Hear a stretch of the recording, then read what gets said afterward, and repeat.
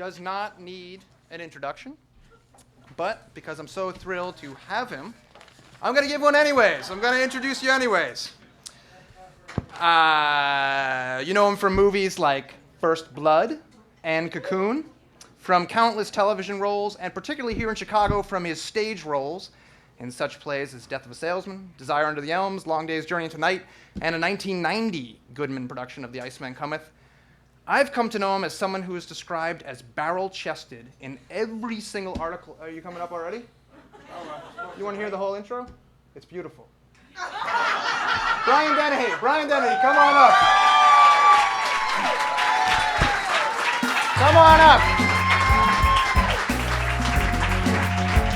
How are you? Yeah, what do you need? You might never be able to get up out of this couch, I warn you. That's all right.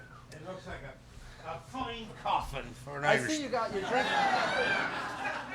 I see you got a drink, but No. This is water. No. Do you want some of the Manischewitz And mixed I'm a in? liar. No, the Manischewitz and fucking vodka. I'm sorry. Yeah. All right. How are you? My first wife was Jewish, but Did you go to Manischewitz Seder's? and vodka, she never went for that. Did you ever do Seder's? Oh yeah, sure. Yeah, we had the empty chair and the whole bit. That's right. What? There Elijah? better not be any Jews in here. That's all I gotta say. Just your You're host. supposed to be home eating the brisket, okay? I've heard about it from the And family. then the endless story, for God's sake. My lawyer loves to tell the story. I said to him, the Jews were in the desert 40 years. Why did the story have to be longer than that?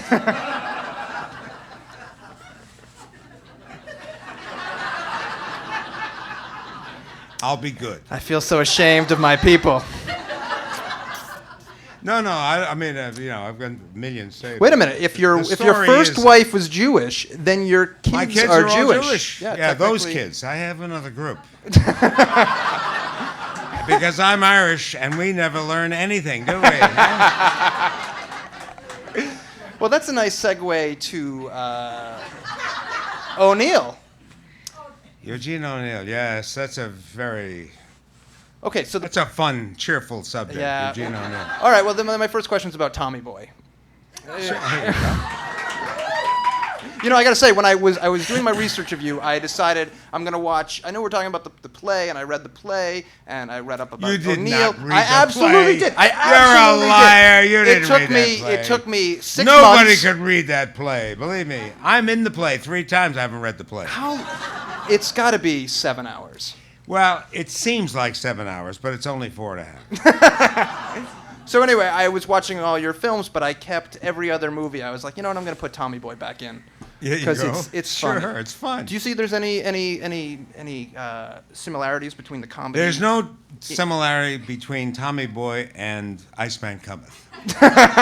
There's got to be Now, a few. the fact is that what's going to happen here in a month or so, or 6 weeks, is that Nathan Lane, who's an old friend of mine, and an extraordinary comic actor and a musical actor, is going to be seen in one of the great, difficult, impossible, dramatic parts of all time. Which you've done. Which, yes, I've done twice. Hickey in Iceman Cometh, and I've been in rehearsal now for 3 weeks. And I thought I knew this guy. I mean, we've been pals since the late 70s. And I've never seen anything like it. Now, chances are it's not going to go anyplace else because it's expensive and unwieldy and difficult to produce this play. So if you have any interest at all in the American theater, this is something you should try to see. Well, Fair warning. I'm telling you. Well, let's talk about what the play is. First of all, I guess just a general plot summary would be that there are a bunch of. Yeah, you're it's skeptical. not really. The plot is not all that important. But you got to set the stage. It's about being Irish. It's about being American. It's about. O'Neill always had the same theme, which was that we all spend our lives essentially pretending to be something that we're not. pretty funny, huh? The first part of the play is funny. He calls it pipe dreams.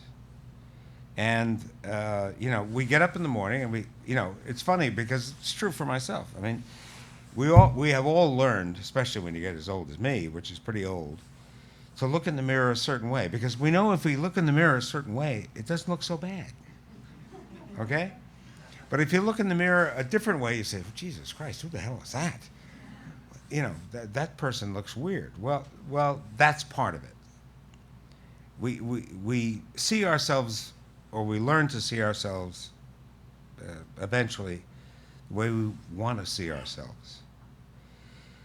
O'Neill, who was an extraordinary man, an extraordinary writer, in all of his plays, said, the important thing is to understand your pipe dreams. Not to defeat them, not to say, I'm not that person, but to come to terms with them. I see you're all enjoying this very much. Probably not the best time to talk about this, but in any case... There are a bunch of drunk guys in a bar, and they all have these illusions of what they could be or what they once were.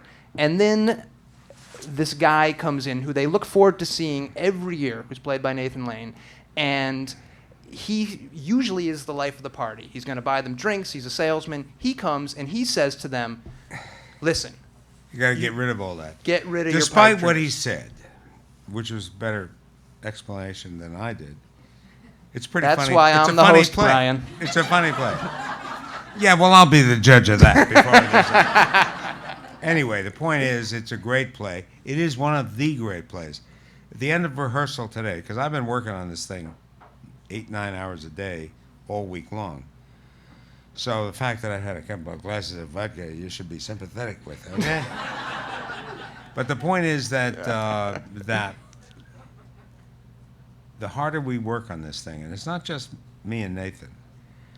There's an actor from Canada called Stephen Ouimet, who's an amazing, amazing actor. His last name is Wilmette. Ouimet. Oh, Ouimet, all right. Ouimettete. Hey, right. It's Canada. They do things weird up there, okay?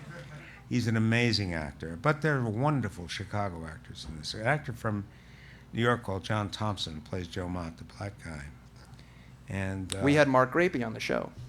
yeah, you had Mark. Yeah. Mark is wonderful. Look, this town is the theater capital of the United States. Oh, stop. Stop. No, it has been because for all the good reasons. People go to the theater here for the right reasons. In New York, they go for social reasons. They go because the play's a hit and they got to be there in the first 3 weeks. Otherwise, what kind of assholes are they? Okay, they can't get a ticket in the first 3 weeks. We go to get away from our kids. Yeah, but you have kids in Chicago, which is a whole different story. But I'm telling you, this thing is going to be extraordinary. And I don't have that big of... I mean, I've done this part twice, but Hickey, this part is a smaller part, Larry Slade. It's not unimportant, but it's not the part. You have to see, and you may be the only chance you get to see Nathan Lane doing something that will become historic. After 3 weeks, this guy is extraordinary. And it will be really special. Do you, when you play a part like that, and you have, Yeah. and you've talked about this, that you do a lot of self-analysis, how much do you bring of yourself to a role like that, or is it's already on the page? Yeah, well, it is on the page, but it's hard to be a serious actor unless you are continually engaged in an act of self-analysis. I mean, one of the funny things about being an actor is that you're constantly looking inside yourself and trying to figure out what the hell's going on there. Sometimes it's interesting stuff, and sometimes it's bad stuff, and sometimes, you're aware of certainly your wife's lawyer is aware of the fact that you've made mistakes and so forth. But I mean, but you always are examining it. I mean, any artist is. Any artist is trying, and I hate to use that pretentious word, but Trying. it is that. Well, but because that's what it is. You're trying to figure out how to get whatever it is that's squirming around inside you out there, so somebody else can say, all art is an act of fraud. Okay? It's a piece of canvas with paint on it. It's a piece of paper with notes written on it that someone with some wood and strings recreates with a bow. Then why It's a camera. It's a camera being projected on you.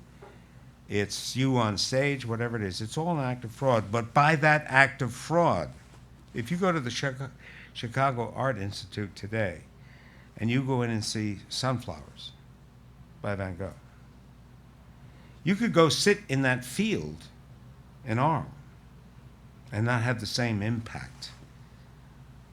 An artist tries to explain to you the truth of what you look at every day and see every day and not experience. That's what art is. It's taking, that's why they call it art, artifice. It's not real. It's a TV camera. It's a movie camera. It's on stage. It's an actor who shows up at 8 o'clock, walks out on stage, and does something that has absolutely nothing to do with him. But if he does it right, and if the playwright has done it right, you understand something about yourself that you did not understand before. First Blood was real, though, right? Yeah, First Blood. Yeah, well, I can give you a lot worse examples than First Blood, believe me. That was a great movie. But anyway. So yeah, why... forgive me for all that stuff, but No. that's the whole thing about Iceman Cometh, because that is art with a vengeance. 4.5 hours worth of art. Well, why... And I did read the play. And I look forward to... I don't believe it. There is a great... I'm going to give you a midterm exam. Give on it to that. me. Give it to me right now. Why is there... I read it. I'm not a denizen of a bar, except for right now when I'm chugging Manischewitz. But I don't have their lives. Well, it's a Seder. You got to have Manischewitz today, right? I wasn't living in Try their that times. little glass there. That'll straighten out your Manischewitz. It's not water, folks. Russia. But it hit me.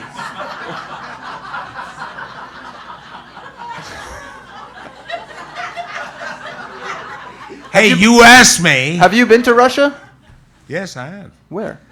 I shot a picture in Finland, Gorky Park, and we stole down to Leningrad on the train one time. That's where my wife is from. I know. I had a wonderful conversation with her. She's great. Better than this conversation? Well, I wouldn't say better, more intelligent maybe, but... She didn't read the play. Among others who didn't read it. Nobody ever read that play and finished it, including myself. Why did it hit me so hard if in seemingly I have nothing to do with these characters? Because you do have something to do with it. Everybody has something to do with it. Everybody here in this room right now has some sense of themselves that is not true. But it's important to you. Now, you may find an enabler, a wife, a boyfriend, a girlfriend, or whatever, who goes along with it, which is what O'Neill is always talking about. But, and we all get through life that way. We all get through life thinking that we're this or that or the other thing. And some of it's true, you know, to a certain extent, and a lot of it's not. But that's fine. O'Neill's point is that they're necessary. You know, pipe dreams, self-concepts, ideas of oneself, are necessary. They're what make life livable. That's an interesting idea, you know. Some would say I mean, you go to therapy, you take a pill, you take this, because, oh, you got to get... What are you taking the pills for? You're taking the pills for so they make you feel better about yourself. Why would you have to feel better about yourself? You have to feel better about yourself because God knows we all want to be honest about ourselves. O'Neill says, why? Why is it necessary to be honest? Just accept who the hell you are. warts and all. And God knows, I got a few goddamn warts on this nasty-ass old body of mine, so. Hickey comes in, and he says, give up your pipe dreams. Couldn't that be, I don't know what the word is, a more Zen-like approach, a healthier approach to not have those illusions? Yeah, I mean, I think if you live on a mountaintop in the Himalayas, it would be, because you don't have television, and you don't have the Cubs, and you don't have the Blackhawks. But we got all of that stuff. I mean, the fact of the matter is, my mic is not on? No, he said White Sox. White Sox. Come on, what are you doing? Wait a minute, you haven't heard the worst yet. I'm a Yankee fan. Hey, I'm a New Yorker. What can I tell you? Okay? Anyway. Your dad was an AP newsman. Associated Press, yeah. He was a Jesuit for the Associated Press, which means that he loved the AP and was badly paid by them and taken advantage of by them. But that's journalism in general.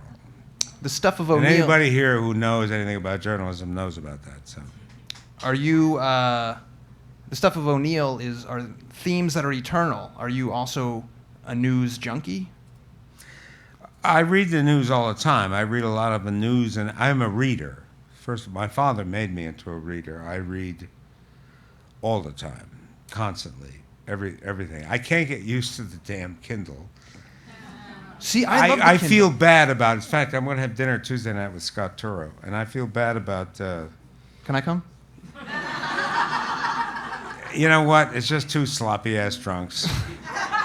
One short and Jewish, one fat and Irish. It's not as good as it sounds, but... Well, you were in his book, presumed it. I mean, you weren't in the book. I was in the movie, Right, yeah. I mean, we became friends, and I get to be friends with a lot of writers, some great writers. It's interesting because I appreciate what they do, and they are the real. It's so hard now. I bet there's a lot of people here who find this to be the case. It's so hard to get your kids interested in reading good writing. You know, that whole sense of being, and I'm of a certain age, God knows, plus, you pick up a book, and it's not just the words, and it's not just the book itself, but it's sinking into this environment that's created by these people. And I'm able to do that. I could put one book down, pick up the other, and just fall into that one. That's something that's being lost today, and it's too bad. We're losing something to all these goddamn electronic devices I find, Brian, that we that can't replace. books based on the Star Wars trilogy There work you well go. with kids. Vampires. Do you notice there are no 73-year-old vampires in the movies? Which really pisses me off, okay? What the hell's the point of being a vampire if you can't live to be 73? I think I know the answer to this, but where do the better stories of your professional life come from? The movies or from the stage? Oh no, stage. Stage. I mean, I've done Shakespeare, I've done Chekhov, I've done Miller, I've done O'Neill, done a lot of O'Neill. That's the stuff that challenges you. That's the stuff that grabs you. I mean, you know, pulling a gun out of your pocket or a badge and saying, "I'll get the car," is not exactly... I saw last night, not I watched... exactly the same as Death of a Salesman. That said... Now, in those days, you used to get paid to do that shit. Now you don't even get paid anymore. What do you mean you don't get paid? Well, unless you're, you know, Leo DiCaprio. I mean, everybody else who works on there is... When I started in this business 30, 40 years ago, in the movie business, you made real money. You know, if you were a schmuck third or fourth lead in a movie, those days are gone. And television. I mean, if you get a TV series, you know, if you're Mark Harmon, of the exact same expression in every scene, but they love his haircut. Why are you picking on Mark Harmon? There's a long personal story there, which I will not go into. Were you originally slated for the lead in Summer School? Is that the Rodney Dangerfield? I don't know. That was Back to School. I saw. I have made no movies with the word school in them. Okay? I was always too old. Your career seems like you, in the public and the national viewpoint, started when you were older. Is that true? Yeah, sure. I got out of the Marine Corps in 1965 as a amazing corporal. Somebody said to me, God, was making rank in the Marine Corps is hard. And I said, no. I made corporal 3 times. Nobody here who knows the military, and there aren't too many who do, understand that. In order to make it 3 times, you got to get busted twice. After getting out,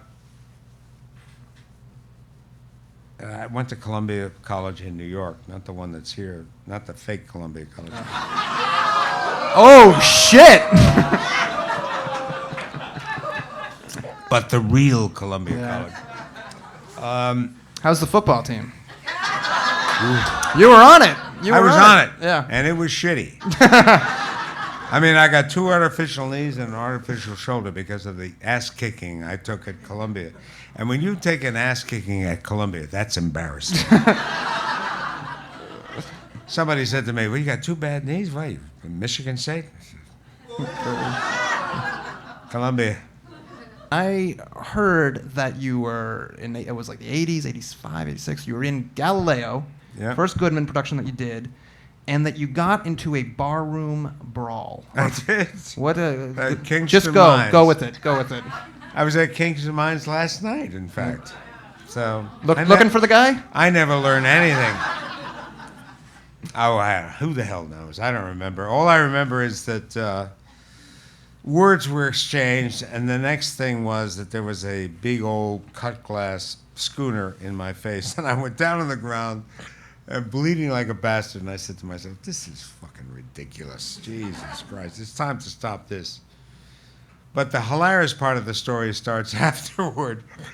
I was staying at the beautiful Hotel Talbot in those days, and I was with a wonderful Chicago actor named Kevin Dunn that night.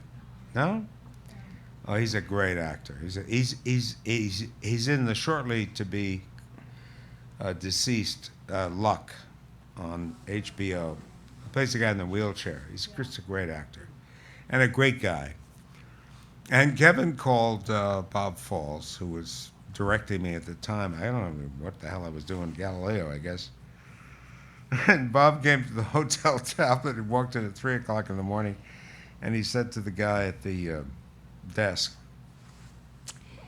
did Brian Dennehy come back here? Was he bleeding? And the guy says, and he could follow the prints of the... It's a long story. What happens when you get cut on your face, if anybody knows, you bleed a lot. So it was not the end of the world. But I did the... it was funny because I did the required public television interview with whoever the pompous asshole was that I was doing it with sunglasses. And he kept saying to me, why are you wearing the sunglasses? And I said, well, I got a little, a little sunburn in my eyes. But anyway, it was, I remember what it was. I said, well, I flipped my glasses up and I said, I got a black eye. Because Galileo is all about the church versus Galileo. And he said, you got a black eye? I said, yeah. And I actually said this on television. It's out there someplace on tape, I hope. I said, yeah, I was walking down the street alongside of Ignatius Loyola. And a Jesuit came out and punched me in the eye. Because I was playing Galileo. If you're not a Catholic, you'll never get that joke.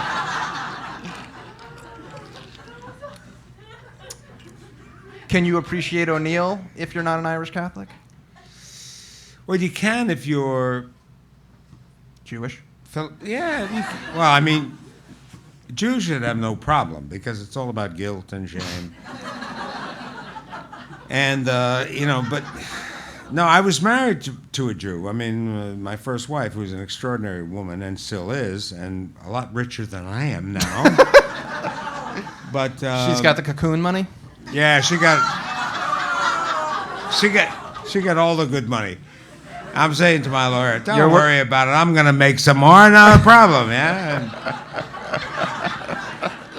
But anyway, she deserved it. She put up with me in 20 rough goddamn years, believe me. In fact, I remember saying to my lawyer, I said, make a good, generous deal with her. And my lawyer said, you're going to regret this in 10 years. And he was right. Well, here's my question. The play is about people who, and I know you're probably going to say, I just told you that, Mark, 10 minutes ago, but it's about people who have pipe dreams that have not been realized. But one would look from the outside and say, wait a minute, you have realized your pipe dreams. The play is about life. The play is about all of you, every one of you. And it's an extraordinary play. It's a very, very, very special play. O'Neill's plays are always special. What makes this production different, and I've played this part, what makes this production different is Nathan Lane. Now, everybody thinks Nathan Lane is, a little musical performer. Let me tell you something. I've known this guy for 30 years. I mean, he is right out of O'Neill. He was raised in a marginal, lower-class family in Jersey City. His father took off when he was a kid. It's all the classic stuff for huge success or suicide.